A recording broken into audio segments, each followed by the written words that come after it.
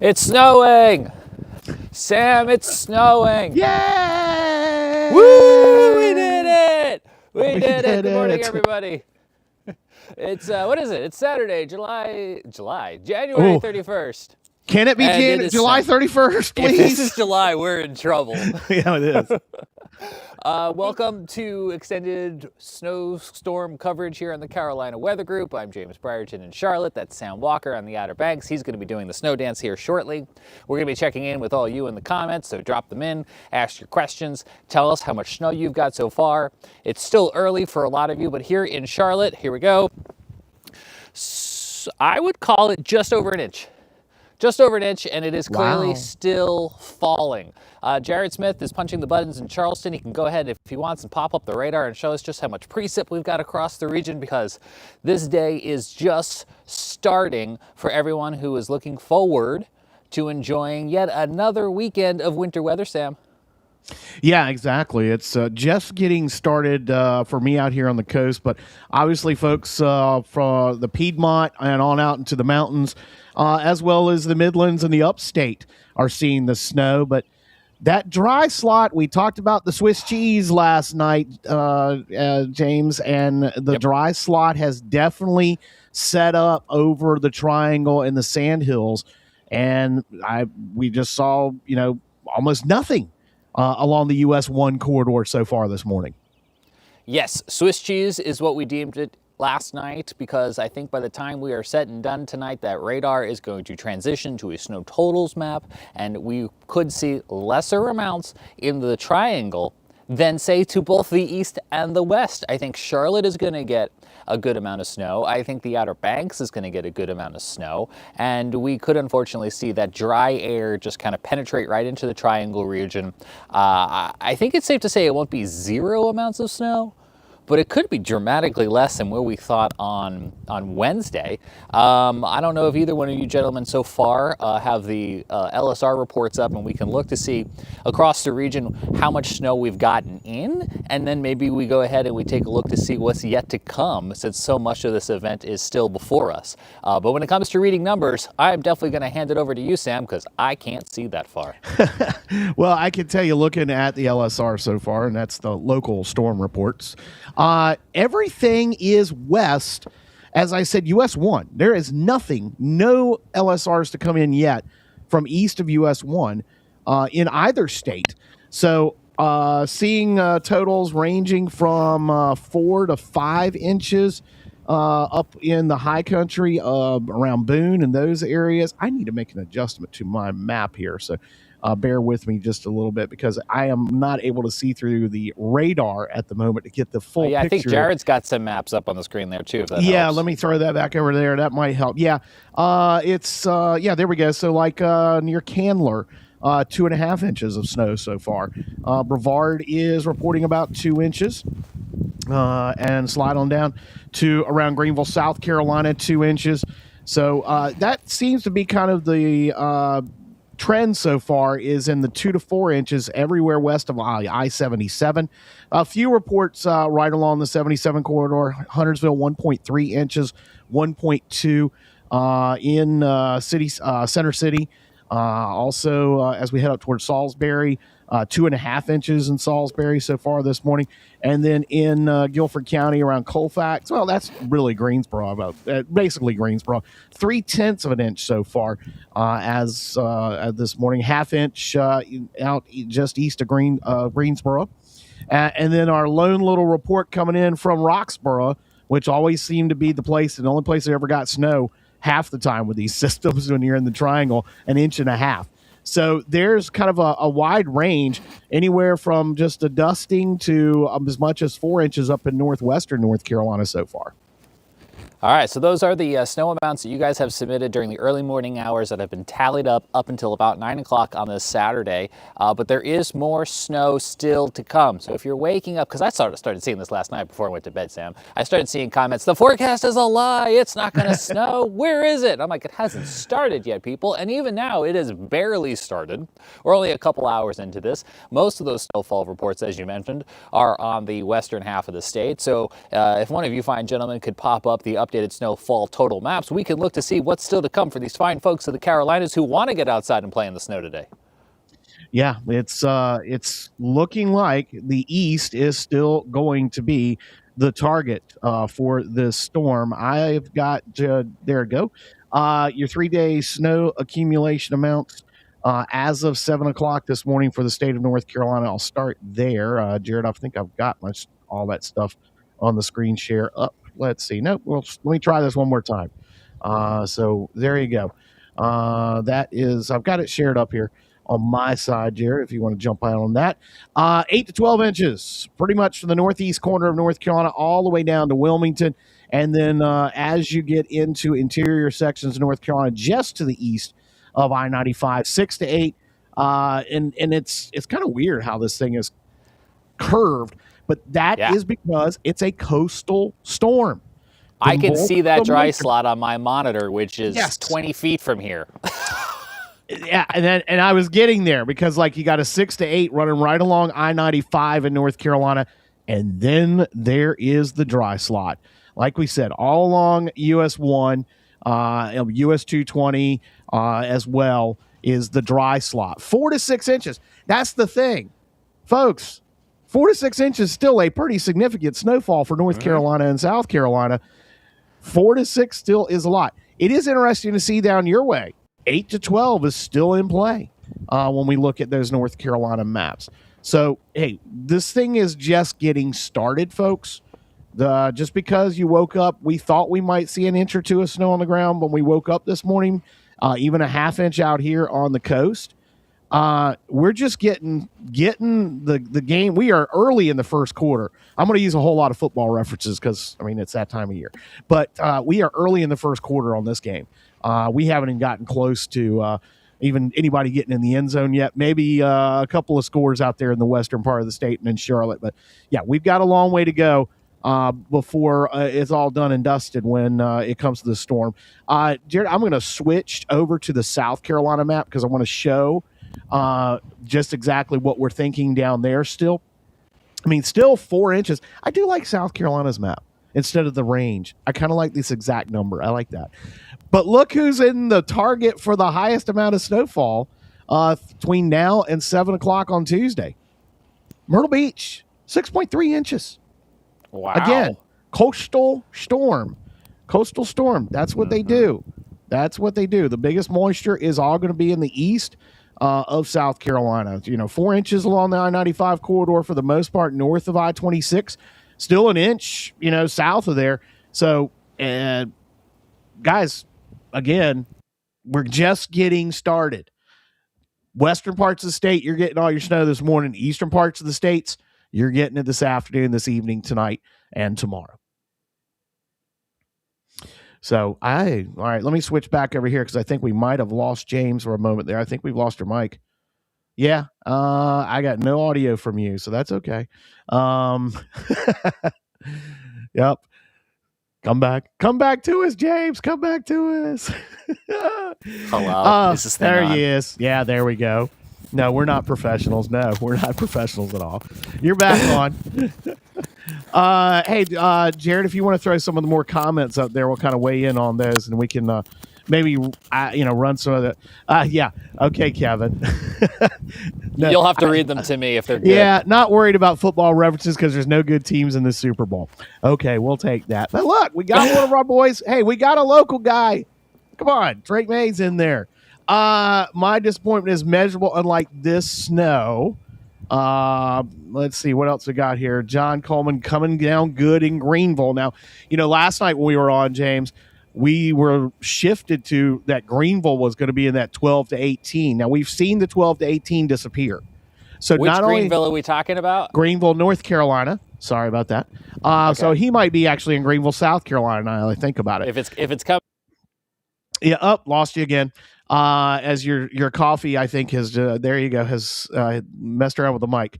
But what I was going to say was when we go back, and in fact, let me go back and show the North Carolina map because we saw a big change from yesterday.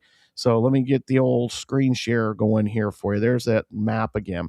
So last night, this map showed the darker 12 plus right around Greenville, North Carolina, and that has gone away. So not only have we seen, if you will, that dry slot set up over central North Carolina, we've also seen the dry air kind of impact our snowfall totals, because that's probably one of the reasons why we haven't seen the snow start out here in the east, is because it's been so cold, because we've been in that Arctic air for so long. It's still the air column still had to get a lot more saturated, if you will, to start seeing the snowfall. So I think that might be one of the factors that's played into the reason why we haven't seen the snow totals stay where they were 24 hours ago, even 12 hours ago, because that slot of area around Greenville between Kinston and Williamston and including Greenville, we haven't seen that snow, those snow totals hold. At least the predictions haven't. And I think we got a couple of factors there. It's been a little bit slower development with the low offshore, and again, the dry air that not only has the storm been trying to fight, but the dry air that's still getting sucked into it. And again, that all goes back to why we see that dry slot right down the central part of North Carolina. I switched microphones. Yay! I think it might be too cold for the microphones. It's 20 degrees outside, or 24 degrees outside. I mean, I'm wearing gloves and I haven't been out here but maybe 15 minutes, and my hands are so cold, which is the other element to the storm, right, Sam? Is that we got that extreme cold temperature warning out. Yeah, exactly. And in fact, a lot of that has to do with, just talked about it, the dryness of the air. So not only is it because it's cold, it's so dry that actually just basically allowing that heat to come off your skin's drying out, which makes it more easier. And that's one of the concerns. And yeah, we haven't seen extreme cold warnings out here since they started that messaging last year. And it's been quite some time since when we used to have wind chill advisories and wind chill warnings and things like that. It's been quite a while since it was out here. I've got another tab I can throw up here. The minimum apparent temperature forecast. This is the wind chill forecast for Sunday. This is just a single day right now, or single night to night. -1 Elizabeth City, -1 Charlotte, -2 Albemarle, -2 Greensboro, -7 Mount Airy, -23 Boone. They're kind of used to that, aren't they, because of the wind? But Wilmington, 1 degree for a wind chill? That's, unheard of. And, the same thing's going to be happening in South Carolina as well. We can't forget to mention that. And I'll switch to that one as well with the wind chill night. Now, they do break it down a little bit better, if you will, because we're able to narrow in on time frames with the statewide maps. Can you control plus on that? Can you make that map a little bigger? Oh, yeah. Let's see. We'll control plus that sucker. There it goes. There we go. We'll get her down to 200. We'll start in the upstate. 0 Greenville, 0 Rock Hill, 0 Newberry. We get down in the Midlands. 4 in Columbia, 4 Myrtle Beach, 5 for Jared and Charleston. That is tonight's wind chill. 9 in Hilton Head. That's what we're expecting tonight for a wind chill. So yes, not only are we dealing with this snow, we're dealing with this cold air that's been locked in over us, it feels like, for 2 weeks now, and it's going to continue to be here. And we crank the winds up as the storm continues to intensify. The wind chills are just going to bottom out. And that is something we need to be concerned about, not just because of power outages, but if you're just going outside.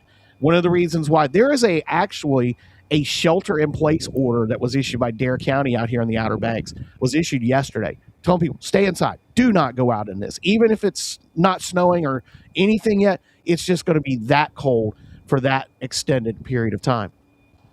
I can already see a little bit of a breeze, and this is a very light, airy snow, so it keeps kind of kicking up, and it's only going to get breezier and colder, and that's where this is going to turn from being less fun to more dangerous, especially if the power is out. I'm going to try to walk down here towards the street, because you guys may have noticed a couple cars going by, and although my camera is locked down in the garage where it will stay dry, I do want to describe to you a little bit of what I'm seeing out here on the road conditions in Charlotte. You guys still got me? I think so.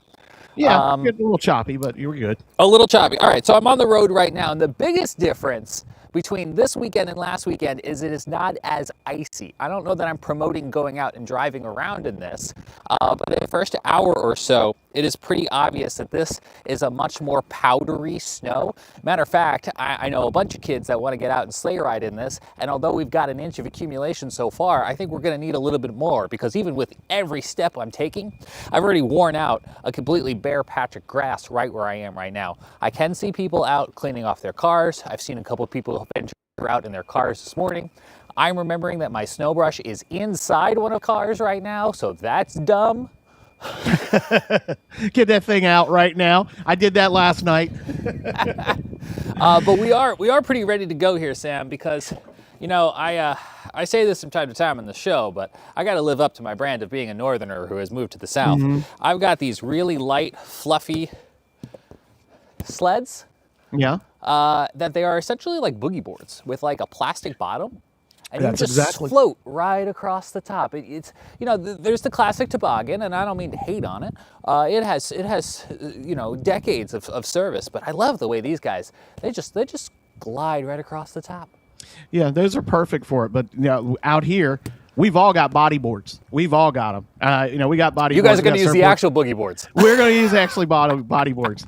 Yes, and that will be to go sliding down Jockey's Ridge, sliding down the Wright Memorial, the hill where the big pylon is at the Wright Brothers National Memorial. But I'm telling you, all our folks, out here, we got ski gear, we got the snowboards, and we just have to drive 6 hours to go use them. Not today. We got last year. I've got some great video, and I need to pull that back up, maybe in one of our shows later if we don't have anything still yet this evening.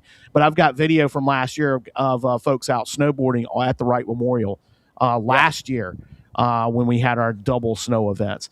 Not uncommon. We've got all these hills up here. People think the beach is flat, and yeah, we are flat, once you get out here in eastern North Carolina. But if you go just a little bit farther away from the beach, there's actually the natural sand dunes, and they're pretty big. There's some good elevation changes, and you got a couple of streets that you can actually get on and ride down, and have got some pretty good rides. So we'll be getting a lot of that video as the forecast holds. I think there'll be some video of me sleigh riding later. Although I said sleigh riding yesterday, and my wife said, "What are you going to go get a horse and carriage? It's sledding." And I said, "I'm not engaging in this conversation right now." Yeah. Before we go, do we have any snow reports coming in the comments or questions that we can answer? Yeah, dusting about 4 miles southeast of Asheboro. That's some of the comments there. So, it's starting to make its way east. Just a few flakes starting south of Raleigh as well. Yep, Kevin checking in from Killable Hills. I've got some video queued up, actually, of just some flurries. Nothing major out. I mean, it's just flurries out here, so really it's not worth the trouble trying to do the screen share. It's just been slow to get started out here, honestly. We haven't talked about, of course, the coastal threat on this episode, as we've talked about before. That is still in play. We are still looking at the potential for 2 to 4 feet of ocean overwash with this storm on the Outer Banks, and in some very specific area.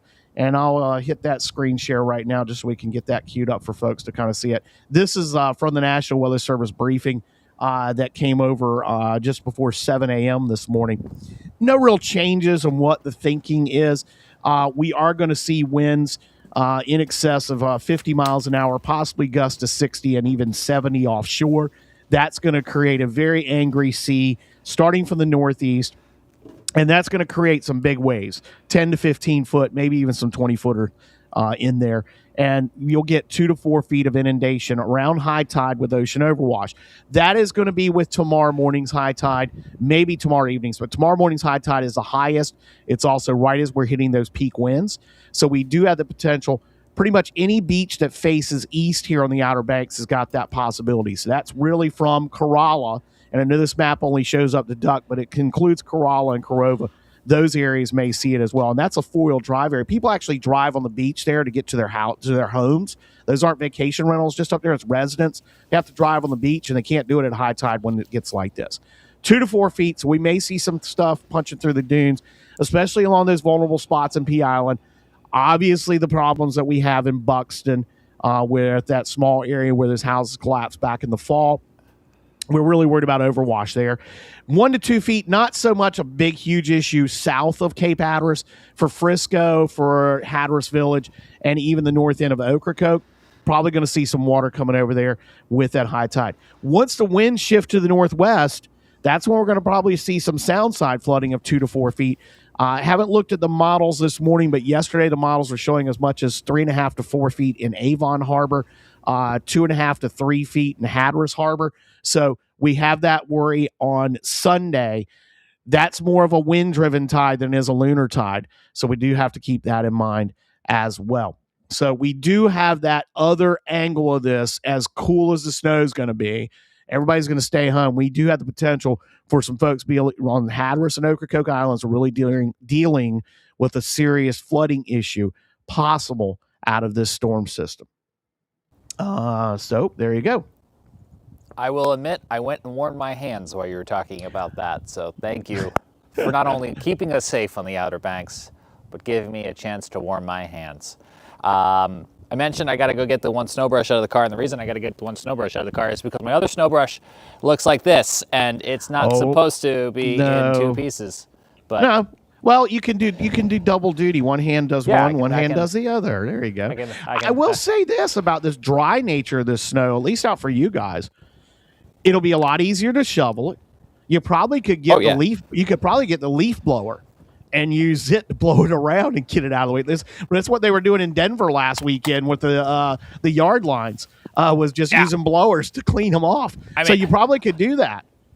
I'm going to regret doing this. But here's the snow, right? So if I just kind of, I don't know if that came through on my black jacket, maybe the contrast. You can see how fluffy it is. And it also kind of just blows right back into my face. But you can see how it just kind of carries, and the wind's only going to pick up a little bit more. But you really do need, this is just sticking to everything. So I think when I come back out later, I'm going to need a different pair of gloves. Yeah, you probably just got those wet. Now, as you get closer to the coast, there is going to be a little bit more wet component to it because a little bit warmer temperatures, and we're thinking it's going to be a little bit wetter, a little denser. But with that light snow, it's going to be bad snowman making is going to be almost impossible. But as you get closer to the coast, it's going to get a little bit wetter, so it will work a little bit better for that, and it'll be a little bit harder to move it. But those are some of those things we'll be talking about probably as we get into the meat, into the teeth tonight and tomorrow. Because right now, it's just getting started, folks. It's coming, but it's just getting started. I'm really struggling to make a snowball. I will tell you, as we get into the meat of this tonight, I will not be standing out here when the wind chills start dropping down into single digits. No. That becomes dramatically less fun. Sam, is there still a thought that you guys could get blizzard-like conditions out there? Yeah, that is a possibility, and we do need to hit a couple of specific criteria, which, of course, is snow. But you need to have sustained winds of 35 miles an hour plus. Well, we're going to get that. You need visibility to drop to a quarter mile or less. And that's very possible. But it has to be over a 3-hour period. And I haven't looked at the discussion that's still in the briefing that we got from Newport. The B word is still in there. But I haven't seen anything in the discussion saying that it's a definite. It's not definite. Definitely whiteout conditions are expected, and especially along Hatteras Island. I'll throw in the fact we might get whiteout and tan-out conditions with the blowing sand. I was watching some video from P Island this morning and could see the sand blowing down the road. But blowing and drifting is definitely a possibility. The blizzard, we might not hit that just because of the length of time that it takes, that 3+ hour before we get the blizzard warning. But it's still in play. Let's put it that way. Yeah, because for folks who are unfamiliar, blizzard by definition doesn't care how much snow you have. As Sam was talking about, it's those whiteout conditions that reduce visibility when you take this loosely packed snow and you carry it in the wind. So Sam, I think what I hear you saying is you might not make it by definition because you might not get it for 3 hours, but you might get spurts of it. Yeah, we're almost guaranteed to get spurts of it. You're going to have zero visibility at times, especially on Highway 12 and anywhere that's exposed, open areas to the north. So as you get farther inland, we've got those wide expanses of farmland in eastern North Carolina, where if you got a north wind, it's going to cause the similar conditions tonight and into tomorrow. I lost you, James. Well, we've dropped out. Your microphone does not like this cold weather at all. Yeah. Oh, man. That's one thing about it. Our equipment isn't geared for it down here in the South. We talk about equipment, road clearing equipment, not having enough to handle major snowfall. We do more sand moving than snow moving out here. Same thing with our technical equipment. Some of it's not geared for this cold weather extended period. So keep that in mind. And folks, heat and air systems have been working hard. Heat pumps. Do we want to go into the science behind heat pumps? We've got James there, still waiting on his mic to come back. But, heat pumps are not the best for extreme weather. Still nothing. Yeah, we still lost you. Ah, boy. Technology. It can have fun. But yeah, heat pumps. So many of us have heat pumps, and they don't do well in extreme weather. As we've seen when it gets hot, they don't do great in very, very hot conditions, and they don't do great in very cold conditions. So keep that in mind. That we put a little strain on that equipment. The heat and air guys are getting a lot of calls. The plumbing guys are getting a lot of calls. Keep that in mind. We want to keep those faucets dripping. Out here in the Outer Banks, everybody's been turning off the water. All these vacation rentals we have out here that folks have been saying, hey, let's go turn the water off and drain the pipes, disconnect the hoses because it's been cold for so long and it's going to stay cold. Yeah, that's a problem. And if you're driving down the road and you see water running down somebody's driveway at a vacation and empty, and if it's a vacation rental and it's got a rental sign on it and there's water running down the driveway, they got a mess in progress. So, but I know a lot of our rental companies been doing that. That pretty much they winterize those houses, or they've been winterizing the ones that have been recently rented.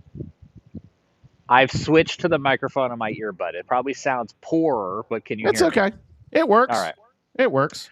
Last weekend when I came home from work, we had a big old icicle dripping down the front faucet where the hose hooks up.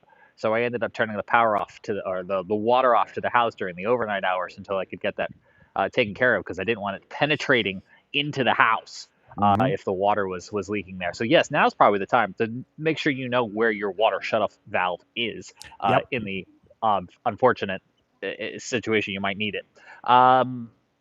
All right, well, the snow's continuing to come down here in the Piedmont. As we told you at the beginning of this update, we're watching the snow as it continues to build up and move its way east across the Carolinas. The biggest change in the forecast during the overnight hours is we've really solidified that dry slot that is going to lower the snow totals across the triangle. We're still expecting snowfall accumulations there, but the big bullseyes are going to be out towards the Outer Banks where Sam is, and here in the Charlotte area where I am. I think somewhere between here and Columbia, I might get a real good number, Sam, and so we're going to get these pockets across the Carolinas that look very Swiss cheese-like on that final snowfall map.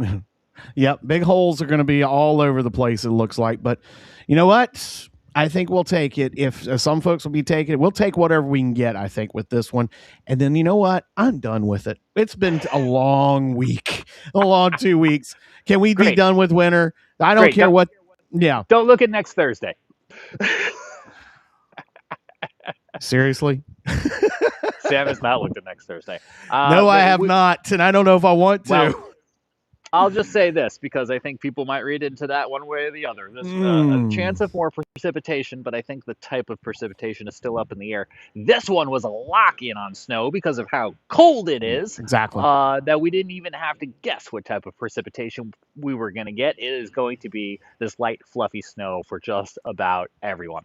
If you need to get out, I have seen a couple cars venture out here this morning, but hopefully you can hunker down, stay safe, maybe have a little fun, stay warm, and, spring will be here before we know it. Yay. Get here, please. Get here soon. I would much rather be shoveling 85 degrees and sunny right now. So. I'm James Brierton in Charlotte. That's Sam Walker in the Outer Banks. We've got Jared Smith in Charleston behind the keyboard. We'll be back with you later on for another update here in the Carolina Weather Group. But don't go far, because if you're watching with us right now on YouTube, you're going to be automatically taken over to our Carolina Weather Net with continuous updates, sky cams, radars, snow totals as they come on in, and also just a great conversation with your fellow weather nerds that has been happening in that live chat. On a production note is I'm going to ask Jared to run the credits because I got to run over there and punch over to the Carolina Weather Net, but I'm definitely going to come inside and refill my coffee, and we'll be back out here later, Sam. All right, sounds good. We will see you. Stay safe, everybody, and stay warm.